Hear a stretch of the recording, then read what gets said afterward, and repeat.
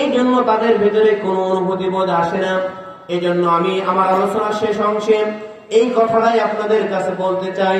দুনিয়ার জীবনে আমরা কেউ ছিলাম না, আজকে আছি, একদিন এই দুনিয়া থেকে চলে যাব। এখন চিন্তার বিষয় হলো আমি আপনি এই দুনিয়াতে কি রেখে যাচ্ছি।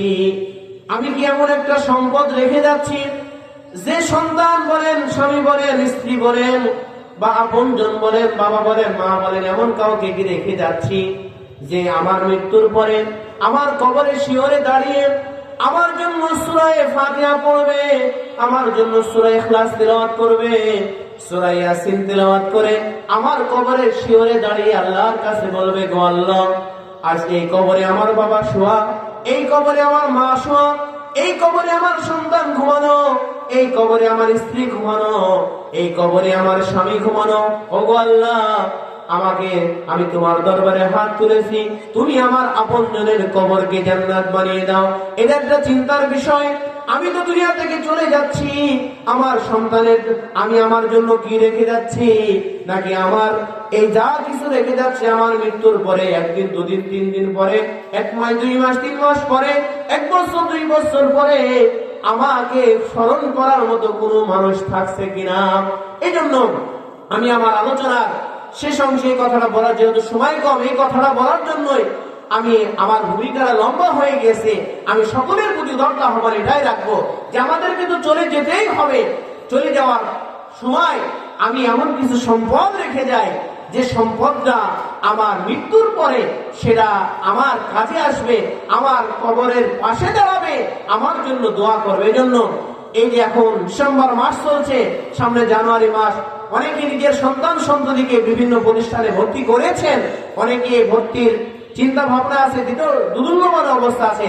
আমি সকলের প্রতি উদারতা আহ্বান রাখবো যে আপনি আপনার সন্তানকে নিয়ে যে স্বপ্নই দেখেন না কেন, অবশ্যই এই সন্তানকে আপনি যে শিক্ষায় শিক্ষিত করেন না কেন, আপনাদের প্রতি উদারতা আহ্বান এটাই থাকবে, আপনার সন্তানকে আপনি সর্বপ্রথম দিনী শিক্ষায় শিক্ষিত করেন। তাহলে কি হবে, এই সন্তান পৃথিবীর যে প্রান্তেই যাক, এই সন্তান কখনো দাঁড়িয়ে প্রসাব করবে না, এই সন্তান কখনো বিড়ি খাবে না, এই সন্তান সিগারেট খাবে না, এই সন্তান নেশা করবে না, এই সন্তান এরকম ভাবে এই দিনের ভিত্তি থাকার কারণে পৃথিবীর যে প্রান্তেই যাক না কেন, তার ভেতরে একটা বুনিয়াদ ইসলাম থাকার কারণে সে নিজেকে একজন আদর্শমান মানুষ হিসাবে পরিচয় দেবে। আপনি এটা করলেন না, আপনার সন্তানকে আপনি দুনিয়ায় শিক্ষায় শিক্ষিত করলেন।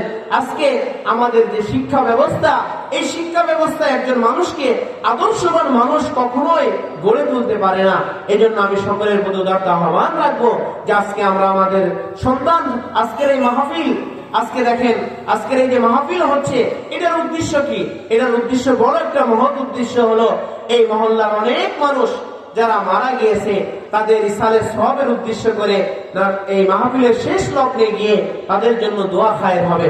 এই জন্য সম্মানিত হাজিরিন, একটা জিনিস চিন্তা করেন যে আপনি একজন অন্য মানুষকে দিয়ে দোয়া করাবেন, তার কাছে দোয়া, আর নিজের সন্তান বাবার জন্য, নিজের সন্তান মায়ের জন্য, ভাই ভাইয়ের জন্য, এরকম বাবা স্বামী স্ত্রীর জন্য, স্ত্রী স্বামীর জন্য দোয়া করবে, আর অন্য মানুষ দোয়া করবে, এই দোয়ার ভিতরে কিন্তু অনেক পার্থক্য আছে।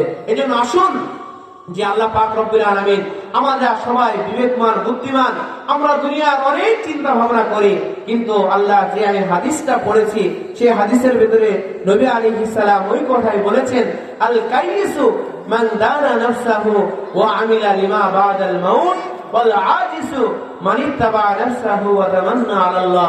আল কাইয়িসু, আল্লাহর নবী বলেন, প্রকৃত বুদ্ধিমান ওই ব্যক্তি যে ব্যক্তি, আল কাইয়িসু মান দানা নাফসাহু, যে নিজেকে নিয়ে চিন্তা করে, ও আমিলা লিমা বাদাল মাউত, এবং সেই কাজগুলাই বেশি বেশি করে যেটা মৃত্যুর পরে তার কাজে আসবে। বলে আজিসু, আল্লাহর নবী নির্বোধ বলেছেন, সব থেকে বড় নির্বোধ ওই ব্যক্তি হল আজিসু মান ইত্তাবা নাফসাহু ওয়া তামান্না আলাল্লাহ। আর নির্বোধ ওই ব্যক্তি যে তার প্রবৃত্তির অনুসরণ করে চলে। এই জন্য আর আমি আপনাদের সামনে যে আয়াতে কারিমা তেলাওয়াত করেছিলাম, ওই আয়াতের সরল অনুবাদ আল্লাহ পাক মুমিনদেরকে দেখে বলছেন, ইয়া আইয়ুহাল্লাযীনা আমানুত্তাকুল্লাহ ওয়ালতানজুর নাফসুম মা কদ্দামাত লিগাদিন ওয়াত্তাকুল্লাহ। ও ঈমানদারেরা, ইয়া আইয়ুহাল্লাযীনা আমানু তাকুল্লাহ, আল্লাহ পাক বলেন ও ঈমানদারেরা, ওয়াল তানজুর নাফসুম মা কদ্দামাত লিগাদিন, তোমরা দেখো তোমরা আগামী কালের জন্য, আগামী দিনের জন্য কি প্রেরণ করছো। এই জন্য আমরা দুনিয়ার জীবনে যারা যাই কাজ করি না কেন, সেটা ভালো কর্ম হোক মন্দ কর্ম হোক, এটা সব কিছু কিন্তু রেকর্ড হচ্ছে কিয়ামতের ময়দানে। আল্লাহ পাক রব্বুল আলামিন মহিলাদের গলার হারের ন্যায় আমার আপনার সামনে সব কিছু এরকম ভাবে এগিয়ে দেবে। দেওয়ার পরে বলে ইকরা কিতাবাকা, ওগো বান্দা তুমি পড়ো, তুমি দুনিয়ার জীবনে যা কিছু করেছিলে সব মানুষের সামনে এরকম ভাবে গলায় ঝুলিয়ে দেওয়া হবে, মানুষ দেখতে পাবে। আল্লাহ পাক রব্বুল আলামিন যখন বলবে ইকরা পড়ো, তখন সবাই শিক্ষিত বান্দা হয়ে যাবে। আর মানুষ আমলনামা দেওয়ার পরে বলবে মালি হাযাল কিতাব লা ইউগাদিরু সগীরাতান ওয়ালা কাবীরাতান ইল্লা আহসাহা। মালি হাযাল কিতাব, তখন মানুষ বলবে এটা আবার কোন ধরনের এই আমলনামা, লা ইউগাদিরু সগীরাতান ওয়ালা কাবীরাতান ইল্লা আহসাহা, আমি আমার জীবনে ছোট থেকে ছোট যেটা কাজ করেছি কোনোটাই তো হিসাব ছাড়ি নাই।